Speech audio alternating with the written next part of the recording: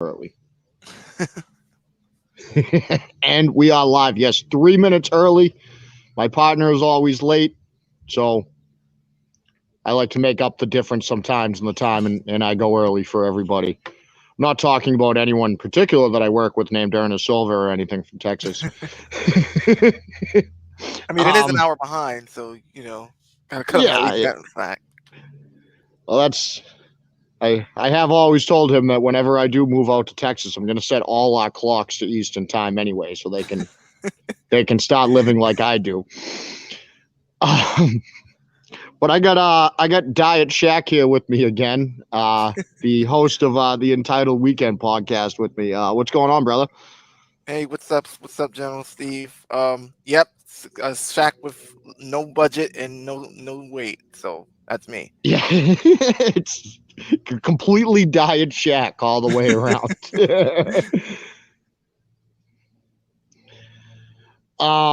But yeah, so I mean, of course, welcome to Sundays, not Sundays with the general NFL game day, blue collar game day. We'll jump right into it. Thursday night recap. The Cowboys and the Taysom Hill led Alvin Kamara and Michael Thomas less Saints. Look at the Cowboys won. The two scores. What was it? 10-point game at the end 27, there. Yeah, 27. 27-17.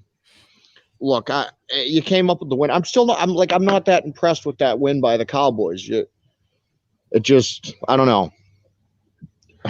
Yeah, Ernest, Cowboys defense is for real. Now, I will say, yes, the Cowboys defense has looked pretty good.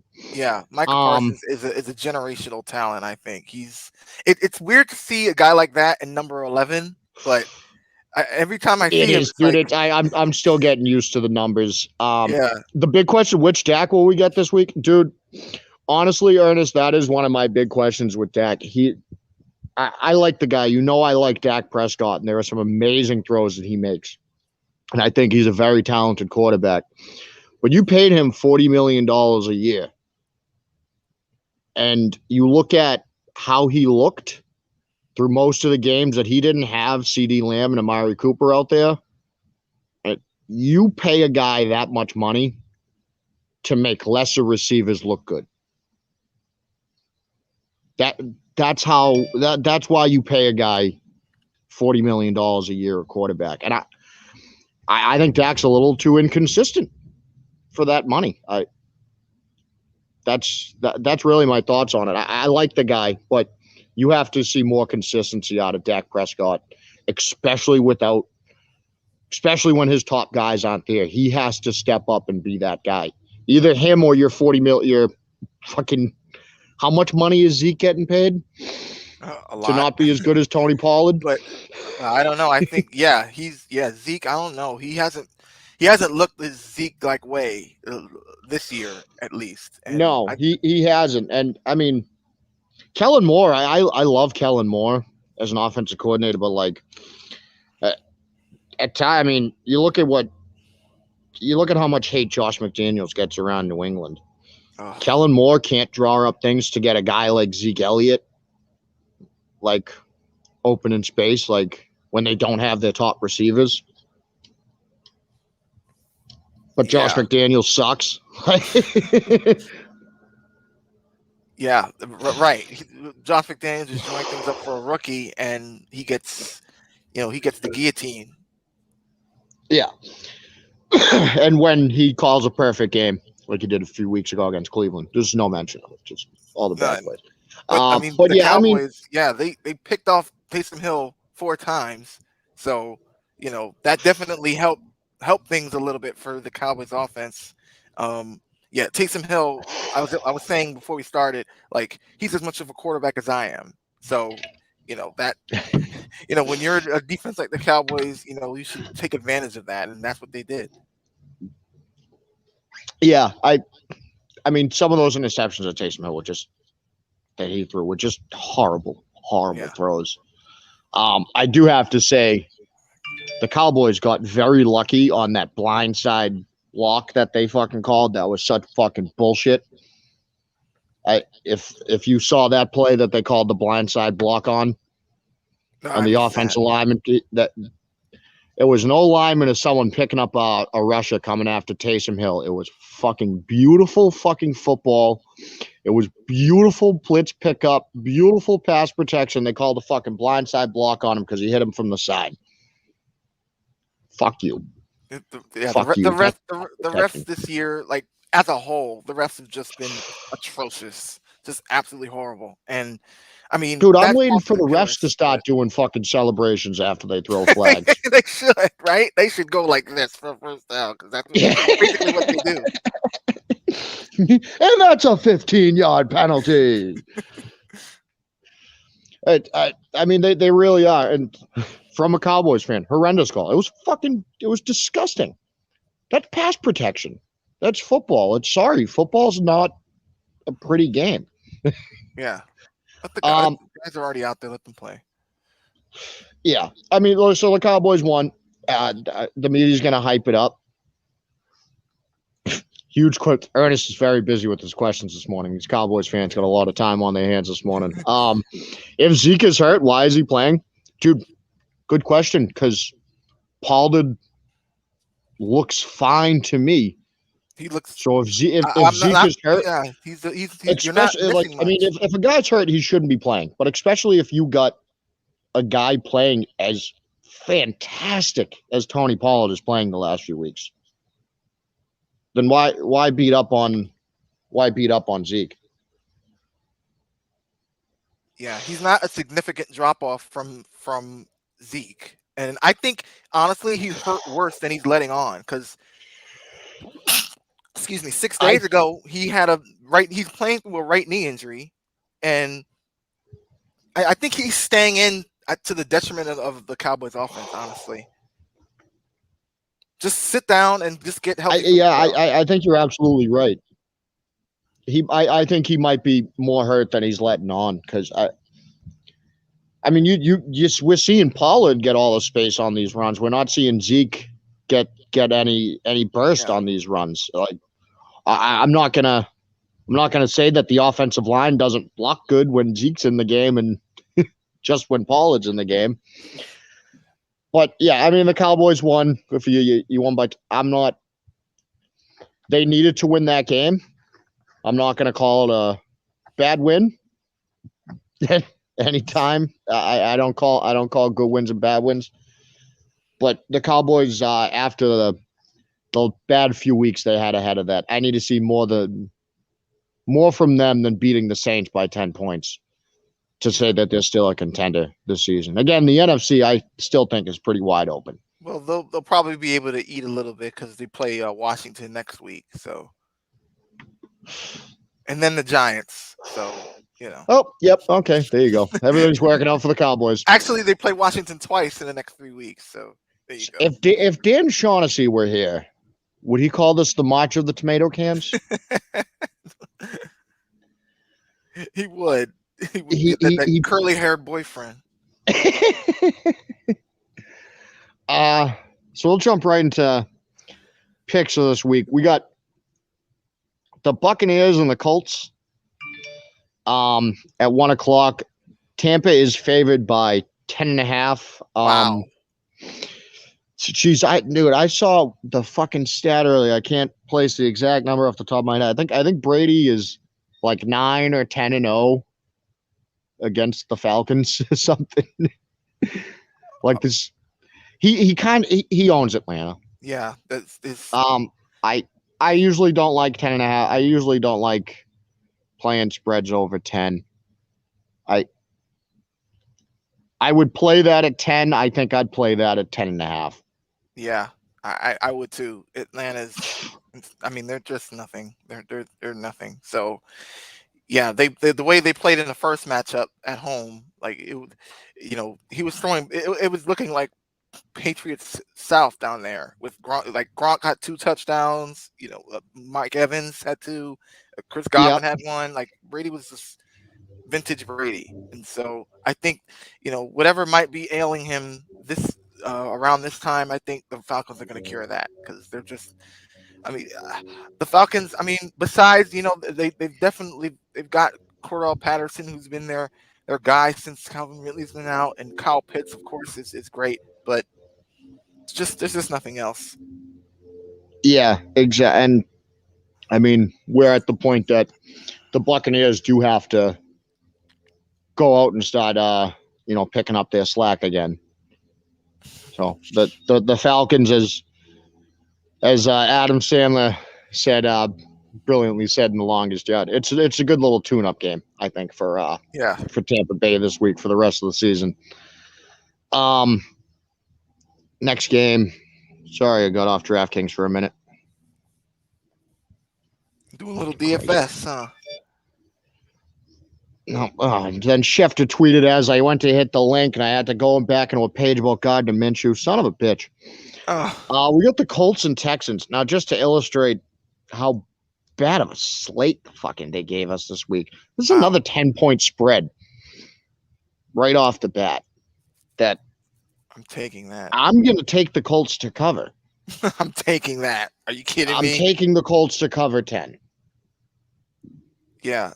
Not sorry. And Ernest, if you're still watching, the limit on how long for me to not make fun of Houston has worn out. I can make fun of the Houston Texans this week. They kind of suck. Yeah. We know that firsthand by seeing them in the stadium. I mean, but I will say that I would love for them to beat Indy. Right. Before we play Indy. Exactly. So we could have Indy railing before we play them. But I just don't see it, though. I mean, Jonathan Taylor is an absolute beast. He's the NFL's leading rusher, and I think he's going to add to his total this week. That's because the Texans, absolutely, they're 31st in the NFL. They allow 135 yards a game. So, and Carson Wentz, I rip on Carson Wentz a lot. I think Carson Wentz struggles against better defenses. I think he's playing better ball this year than I thought he would. And he's making some nice throws. He's making some nice plays out there. But he still puts plays out there that I've seen even the last few weeks that just dropped interceptions, just plays that could have easily been turnovers. Yeah, on throws he made that better teams are going to take advantage of. The Texans are not one of those better teams. They're not. Yeah. When he plays New England, it could be a problem. Playing the Texans, not that worried about it. The Vikings and the Lions. Now, I mean, I'm going to take this is a 7-point spread. I'm going to take the Vikings to win and cover 7 points because as much as the media wants us to think that Dan Campbell's Lions don't feel like a winless team, they certainly look like one, and their record certainly says they are. I mean, looking at their record, they may not feel like a winless team, but I mean, they are. Even with the tie. If we're gonna go by a Bill Parcells quote, you are what your record says you are, right? Yeah. Okay. Well, the Lions are a winless team. I mean, but Dan Campbell is the coach of the year, at least in the media's eyes. So I still can't. It doesn't matter how you lose. Can't get over that on Thanksgiving. What will Dan Campbell pull out of his hat next? Not knowing the rule book. That's what he pulled out of his fucking hat. It's terrible. God. The Cardinals and Bears, the next 7.5-point spread.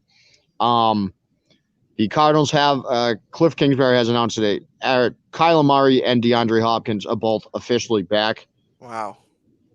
I'm going to take Arizona to win this. 7.5. I don't know why it feels a little high to me. Feels. Yeah, I was about to say it feels slightly high. I might play that at 7. I might play 6.5. I don't think I'm going to play a 7.5 there. I don't know that half a point. Not to be fucking nitpicky, but you have to be nitpicky in gambling. It's fucking kind of the name of the game. Cardinals are great. They are undefeated on the road. So, and they're following a bye, getting all their guys back. I'd take them at 7. I don't know. Something about that half point feels weird to me. I'm going to go with my gut. I'm just going to say I don't like 7.5. The Chargers and the Bengals. Ooh, now this is interesting. That's a 3-point spread in favor of the Bengals. This is an interesting game. Mm-hmm. I mean, the Chargers, dude. This is December is usually the Chargers' worst month. Dating back to their time in San Diego. And it's like I was talking about this actually with my father the other day. Is the Chargers are just one of those teams that they always start off good, just like you said, and then like November and December, they seem to not be able to play good football, which is sadly when you need to play your best football. But they always seem to fall apart like this time of year. I think this will be a good game. I'm going to take the Bengals to win this game. I'm going to say that 3-point spread is pretty fucking accurate. Yeah, sounds about right. I can't see them. I think this is probably a field goal game. I think that might be right on the money this week. I think this will be a good game, but I like the Bengals more than I like the Chargers. Yeah, I mean, they've got offensive playmakers, a defense that, they've contributed to back-to-back blowout wins. So, and the Chargers are just too inconsistent for me. Like one day they're, again, like you were saying, they look great one week, and then the next week they just look like absolute shit. So the Bengals, they've been more consistent than they have been this season. So I'm going with them. Yeah. So we got the Giants and the Dolphins. Dolphins are favored by 6.5. Oh, Daniel Jones is not playing this week for the Giants, right. I believe. Correct? Mike Glennon, yeah. Oh, it's some Mike Glennon action. So I'm going to take the Dolphins to cover 6.5 because they should cover 6.5 points against the Mike Glennon led fucking Giants. But would we call this a good win if the Dolphins beat the Giants? Oh. It depends on who you ask. Without Mike Glennon, I don't know if that's a good win or not. We got the Eagles and the Jets. Jalen Hurts is out. Gardner Minshew is in. Minshew mania is back. Coming to Philadelphia. We're already seeing his outfit. He's dressed like Gardner Minshew dresses. I wish he could just like do like a whole Rocky thing and just walk out just half naked and just look like Rocky in honor of Philadelphia. Oh, I wish he was more consistent so he could actually be good and dress like that. So you could be like, oh, good for you, dude. He does it regardless. Got that sick outfit and you're a badass on the field, but like no, it's just like Ryan Fitzpatrick, with coming out with the half open shirts and just looking in the glasses and leather jacket. Dude, and he is a lot like Ryan Fitzpatrick, and like the way that like Gardner Minshew will have like a great game, and you're like, wow, Gardner Minshew looks great, and then like the next week you're like, wow, Gardner Minshew can't play quarterback, just like Ryan Fitzpatrick.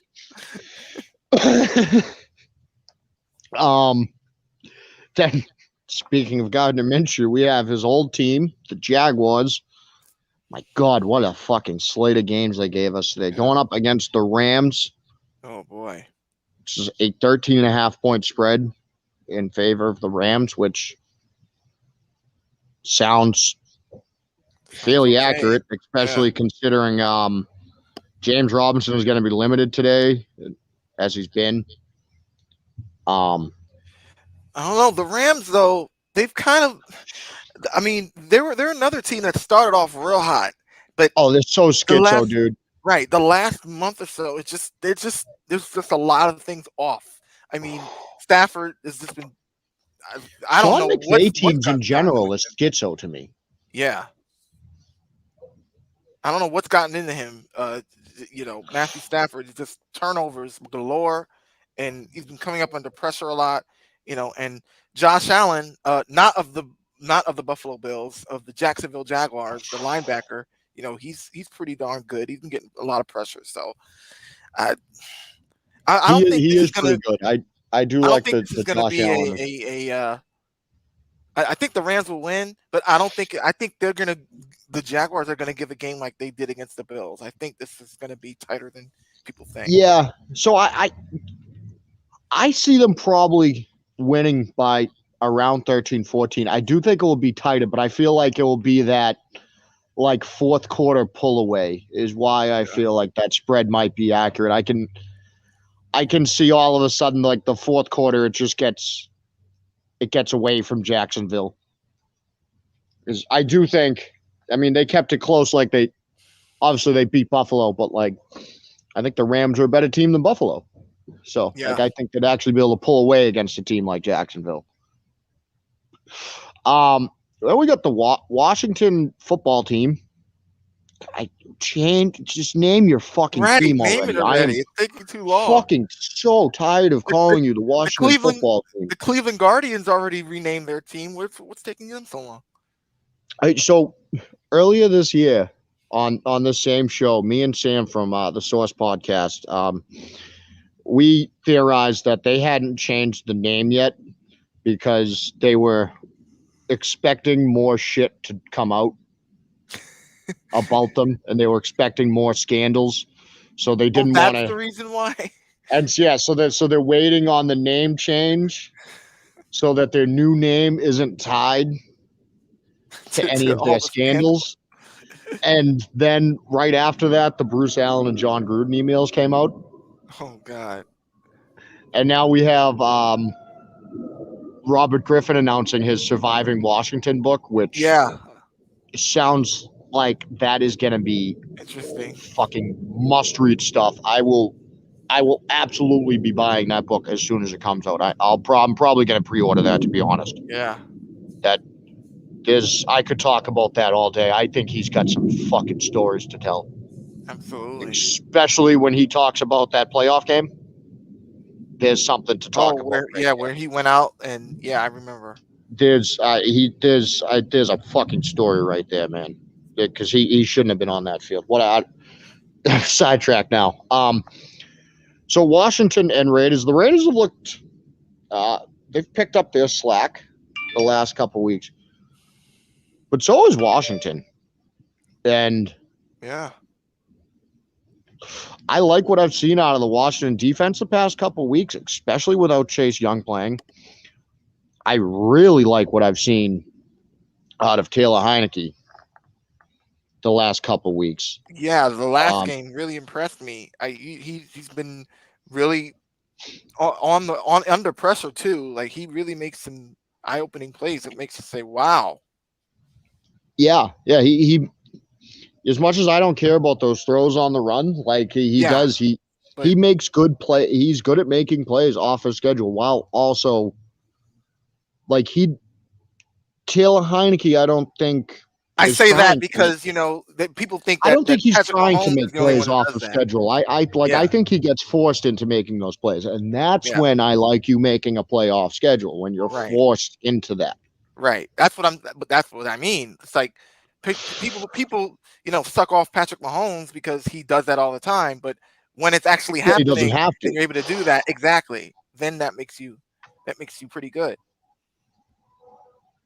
So I'm going to take Washington to win this game. Like I said, I like what I've seen out of them the past few weeks. I'm going to take 2-point spread. I'm going to take them to cover that 2-point spread. The Raiders are favored, actually. Is it 1.5, right? I think I got 2. I got 2 on DraftKings right now. It's plus 110 for Washington. I'm taking that all day, honestly. I can see it. I feel good about the way Washington's played the last few weeks. And I mean, the Raiders are just like, the Raiders are historically inconsistent. Yeah. That's like their motto over there. We got the Ratbirds and the Steelers, who have not been found guilty of anything and will not be fined. The Sainted Rooney family. Yep, the Sainted Rooney family Steelers, who none of their players have been found guilty of anything and will not be fined or suspended, against John Harbaughr's Ratbirds. can tell I really like both of these teams. The Ravens are favored here by 4 points. It's a division game. Yeah, That's got to be why the spread's close here, because these teams, it is a rivalry. They play each other close. This is Big Ben's swan song. This is his last. Yep. Yeah. See, 5 games. So I love that whole thing. He's privately told teammates and people within the organization that he thinks this is his last season with the Steelers. Well, that doesn't sound too fucking private to me if Adam Schefter has it. And ironically, is he just announcing this now? Maybe he can try to get the team fired up. We're going to do it for Ben. Let's do it. A little too late to do it. It's got to be a locker room speech now, right? Let's do it for Ben, guys. No, fucking dude. Ben Roethlisberger is only good if he's got a walking boot on. I don't know. I'm not taking the Steelers to win this. I think the Ravens should win this game and will win this game. Yeah, I won't be rooting for the Ravens. Seems a little fair to me. I don't think I'd see this game being more than a touchdown, and that might even be a stretch. Yeah, I'm not going to be rooting for the Ravens, but I think they're going to win because the Steelers are just another inconsistent team. Yes, and none of their players again have been found guilty of anything. Will not be fined or suspended. When we got the 49ers and the Seahawks now, the Seahawks folks, they signed Adrian Peterson, and now Ian Rappaport has told us they're all in. This is an indication that the Seahawks are in win now mode. I had to take a sip of my coffee to fucking cool my nerves over this one, and this is why the joint is not gone out yet. That was a real tweet. Now mode. That was a real tweet. It wasn't a fake. It wasn't even a tweet, dude. This was a real thing he said on TV that they clipped and put into a tweet. This is how good of a take they fucking thought this was. That they're in win now mode. The last time I looked, the Seahawks are still 3-8. Win now. What are they winning now? They're playing the Lions in a few weeks. I think that's what they're trying to win now. And the last time I checked, which was literally the day that they signed Adrian Peterson, so I could wasn't he just cut from the Titans? Yeah, he was just cut by the Titans. I had to look at it because I'm like, man, maybe Rappaport knows something I don't. But the last I checked, Adrian Peterson was 36 years old, so I double checked. And yes, Adrian Peterson is 36 years old, and it's not 2012. I thought it was 2021, and I thought he was 36 years old. But the Rappaport said it meant they were in win now mode, so I double checked, and yeah, it's no longer 2012. I guess they expect him to be Sean Alexander. I don't know. Yeah, dude, I'm not taking the Seahawks to win this game. No. The Seahawks are playing like absolute shit. Obviously, because they're a 3-8 fucking team. They're not winning now. The 49ers have turned their season around. They have. I was ripping on the 49ers a few weeks ago. I was talking about Kyle Shanahan's going to be out of a job. I think Kyle Shanahan has fucking saved his job last few weeks. And I think it's going to continue doing that today. I think we got a 3-point spread. The Niners have been beating teams up. I fucking praise this every time because it's how football games are won. I don't care if I sound like a broken record. They are beating teams up at the line of scrimmage on both sides of the ball. And the Seahawks have not been good at the line of scrimmage on either side of the ball. So I'm going to take the 49ers to win in that 3-point spread. I'm going to take them to fucking cover that spread. Yeah, they're going to cover that. That 3 seems low to me. I think the Seahawks suck. I think they're falling apart, and I think they all know that Russell Wilson's gone. He's gone after this year. Yeah, I'm surprised he's still there this year because that line just every time I see it, it just breaks apart, and I cringe for him. I'm like, oh God. I mean, that's and it's so bad to see, honestly, because the offensive line is the thing that we have heard Russell Wilson complain about before. Yeah. Like, that's been the thing that he's told you to address, publicly told you to address. And you didn't do that. No. All right. 8:15 tonight, so 8:30. Broncos and Chiefs. I had someone say they had a 9.5 earlier, 9.5 point spread for the Chiefs. I got 8 here on DraftKings. I don't know if you have something different. I have 8.5. So I think I would play 8. I might play 8.5. 9.5 seems a little high. I think this game's within 10 points.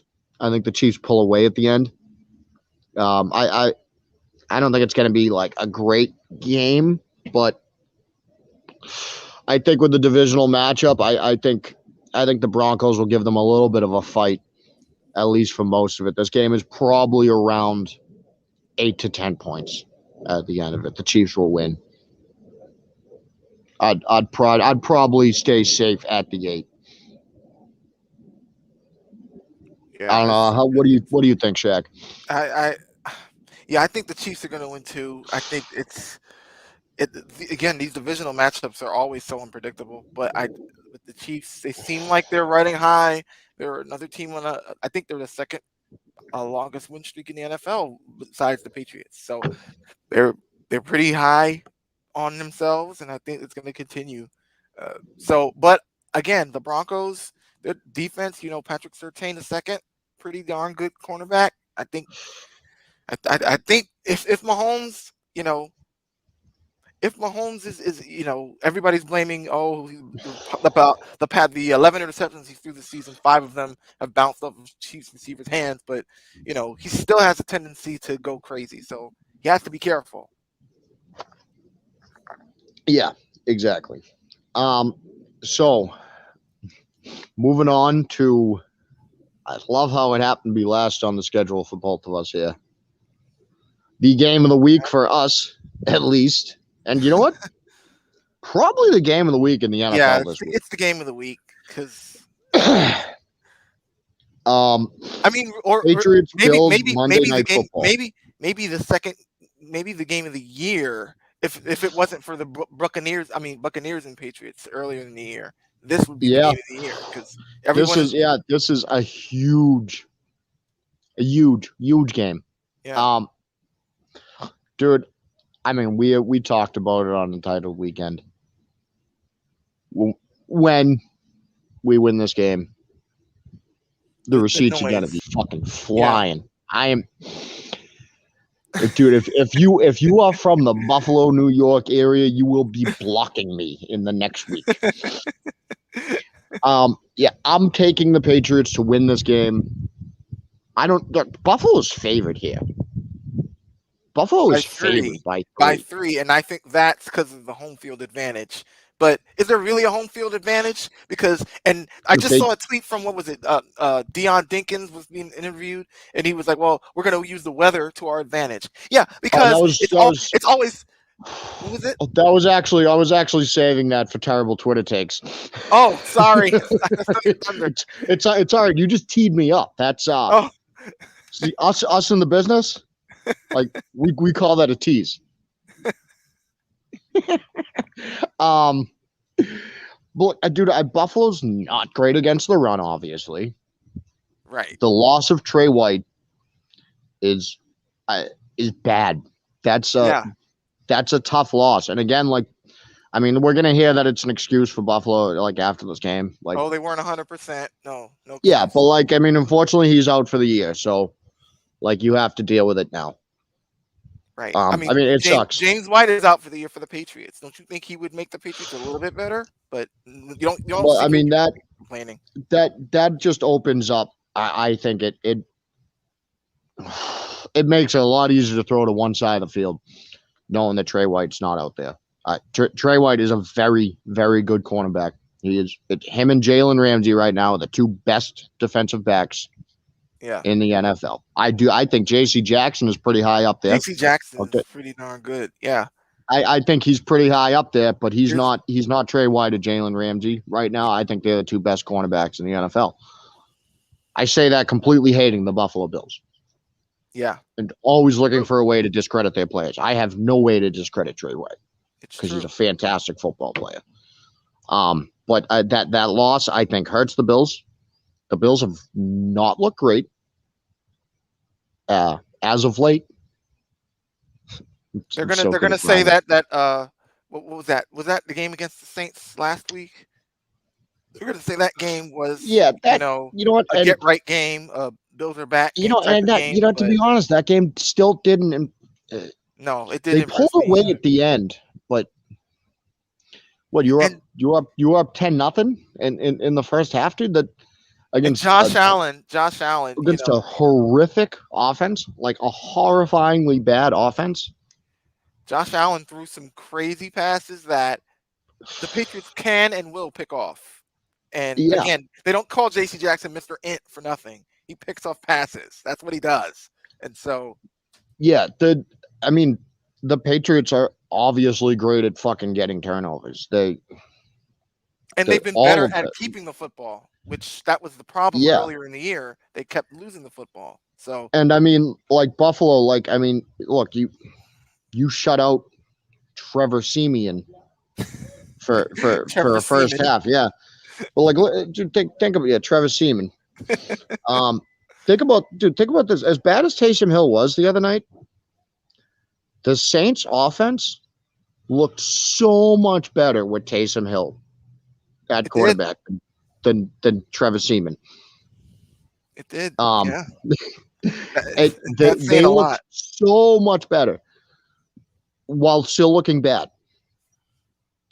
Dude, then you had a 10-0 lead on them in halftime. You're not going to hold out. You're not going to keep the Patriots scoreless for a half of football. They're one of the highest scoring teams in the NFL right now. Right.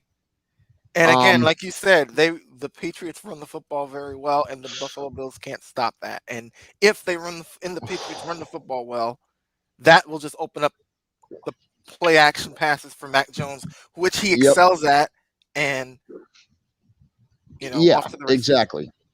So I got the Patriots winning that, covering that. Fuck the Bills. I can't wait to be dropping receipts. 11:30 on Monday night. I can't wait. Yep. It's about 5 a.m. for me Tuesday morning because I'll be going to bed after the game. 5 a.m. Tuesday, I'll be lighting up people's fucking timelines. So terrible Twitter takes. It is fucking that time of year, man. So this was one of my favorite ones ever the other day. As this Cowboys fan was comparing Micah Parsons to Lawrence Taylor and saying that people keep comparing the two and that he kind of agrees with. No, dude, Micah Parsons, first of all, awesome defensive player. rookie of the year in a defensive rookie in the year in a landslide. Yeah. He is a defensive player of the year candidate. He probably won't win defensive player of the year. But he's a fantastic, comes in second, that would be not fantastic player. Awesome. Fantastic player. Great player. Great future ahead of him. I love Micah Parsons. No real football guy is comparing him to Lawrence Taylor because Lawrence Taylor is the greatest defensive player in the over 100-year history of the fucking NFL. And if you think General Steve is lying, just ask the greatest coach of all time, Bill Belichick, what he thinks about Lawrence Taylor, and he'll say the exact same thing you just said.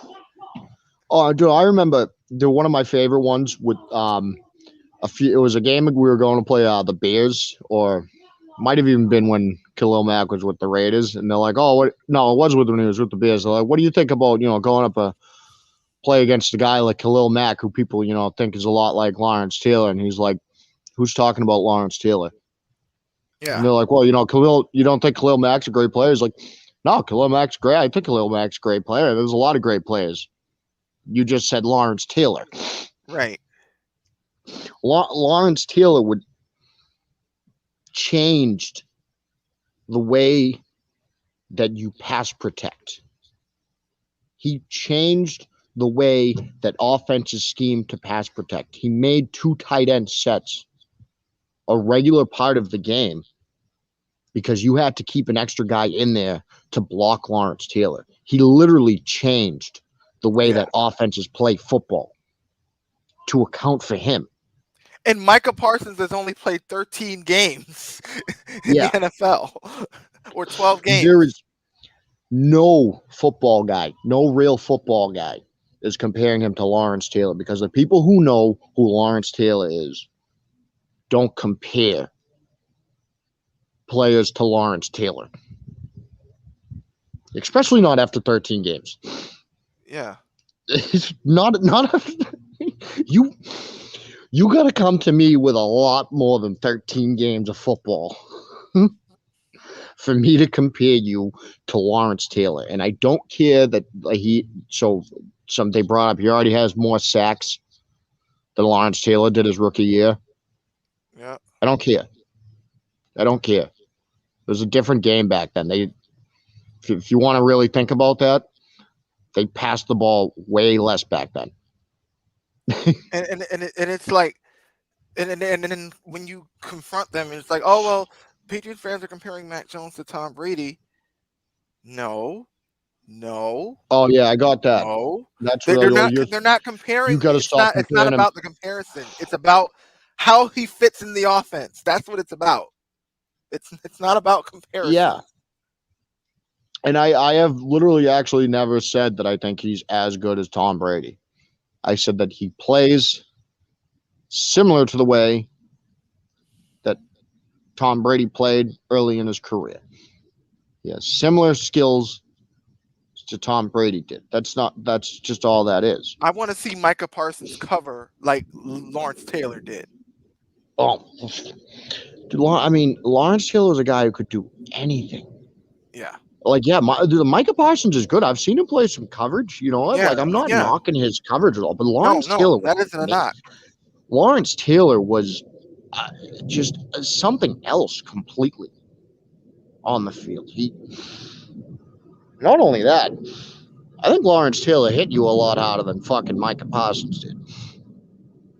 Yeah, well, you were allowed to then. But yeah. And I'm also gonna factor in that like Lawrence Taylor was hungover and on drugs when he was doing everything, and I don't think Micah Parsons is. We hope not. We know Lawrence Taylor was.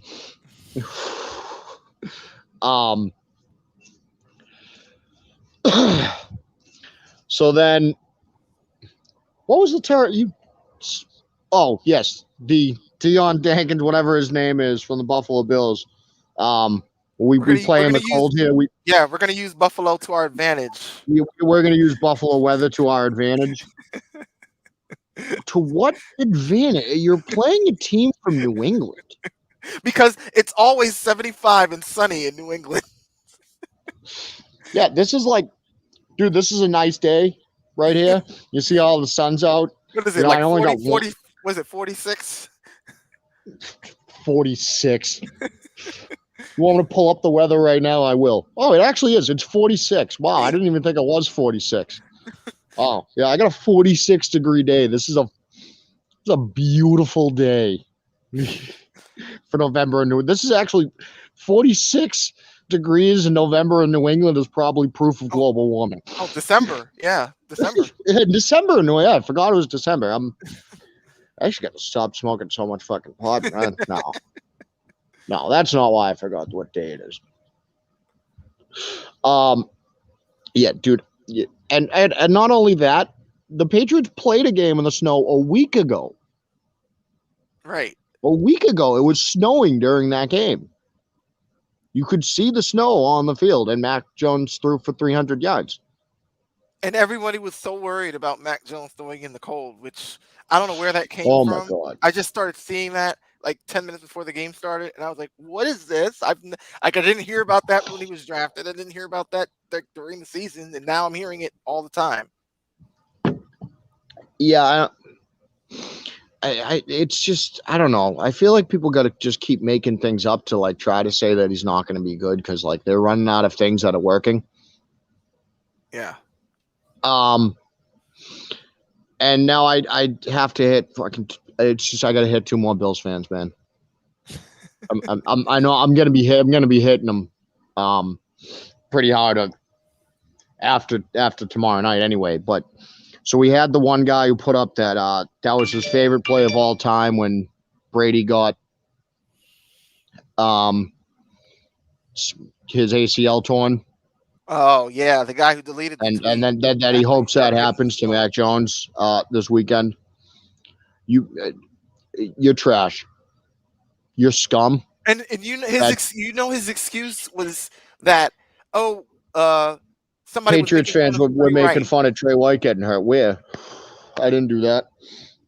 Dude, no, anyone who wishes an injury upon a player, right, you're a piece of shit. Let alone a player in their rookie year. You're trash, dude. You don't wish injuries upon players. You're not a sports fan. You don't deserve to be rooting. You don't deserve to be watching sports. Like, and if you're going to, and not saying you should do that, but if you're going to do that, then confront the people who you think are saying, "Oh, Trey White is who are doing that to Trey White." But don't make a big tweet and not expect to get the smoke, that's exactly what happened. And then he deletes the tweet because he's getting the smoke. No. Yeah, and then this. I think I've gone back and forth with this dude before. I feel like the Sal Capasco, whatever. Oh, that asshole. That's the radio host. Yeah, right? Sal Sports from Buffalo there. So he, first of all, they left off the month of November on their charts conveniently, which was just hilarious. But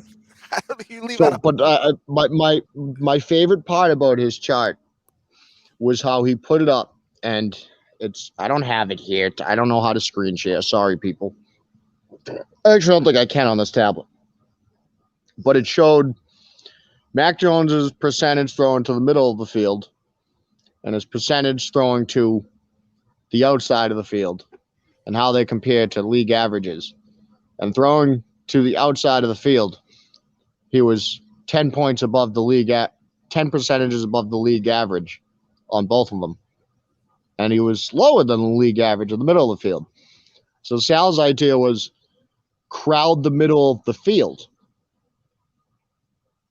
against Mac Jones. That he put up this chart and said crowd the middle of the field, showing a chart that says that he throws higher than league average to the outside of the field. And so they're different. They're different up there in Buffalo, man. I mean, we've always talked about how like it's the cliche about Bill Belichick that he takes away what you're best at, and like that's how you play defense. Like Belichick's just better at doing it than everyone. But like so if you crowd the middle of the field because you think Mac Jones is bad at throwing to the middle of the field, doesn't that give Mac Jones more room on the outside of the field where your chart shows he's better at throwing anyway? Isn't that how that works? Yeah, they're built different in Buffalo. Like when you take people away from the outside of the field and put them in the middle of the field, that gives you more room on the outside of the field for the offense, right? Yeah, that's usually how it works. But they're built different in Buffalo. When your diet is hot sauce and buffalo wings all the time, and it goes to your brain, I guess. Yeah, dude. Too, I mean, you remember how like on the Untitled weekend when we were talking about fucking superstitions? Yeah. Wow, I'm bad with words today. And I said I eat the food of the opponent, dude. It's the food for Buffalo is just everything's just buffalo sauce. Buffalo. That's all they got. We've looked for different things every year. That's all they got. Like, I mean, then again, everything in Cleveland just has to do with mustard. But like, Buffalo's just all about like buffalo sauce. That's really all they got. Not that I hate buffalo sauce or anything. It's good. I'm down for some buffalo wings, but that's really all. That's all that comes up. It's that and jumping through tables, which like I'm not going to do that because you don't want to get brain damage. Yeah, exactly. When you grow up giving yourself concussions willingly, that's when you come up with bad sports takes like this. But yeah, anyway, folks, thanks for tuning in. I may not be on next week. Some personal issues. I may will no, not issues, just something I have to do. I will probably have someone run the show for me if I am not available. You know where to find me. I am the General, Steve Reisner. With me, this is my man, Diet Shack. Why don't you tell the folks where they can find you, Shack?